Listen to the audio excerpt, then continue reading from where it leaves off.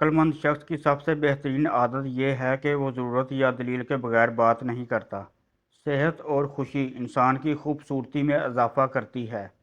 دنیا میں سب سے گھٹیا انسان وہ ہے جو حق پہچانتا ہے لیکن اپنے مفادات کی خاطر باطل کی صف میں کھڑا ہو جاتا ہے۔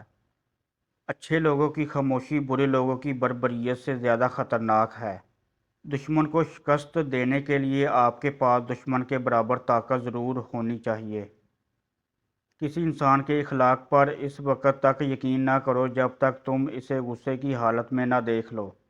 حالات بہتر ہونے کا انتظار نہ کرو کیونکہ جب تک آپ آغاز نہیں کرو گے حالات بہتر نہیں ہوں گے۔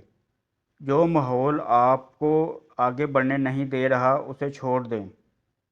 بغیر وجہ کے ہنسنا بدتمیزی ہے۔ دوسروں سے مدد مانگنے سے آپ کی ضرورت تو پوری ہو جاتی ہے لیکن عزت کم ہو جاتی ہے۔ انسان اپنے دشمن کو پہچان لیتا ہے لیکن دوست بن کر دشمنی کرنے والوں کو پہچاننا ذرا مشکل ہوتا ہے۔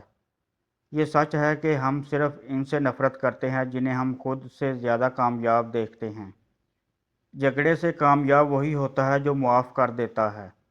محتاط رہیں کیونکہ ہر چیز ویسی نہیں ہوتی جیسی وہ نظر آتی ہے۔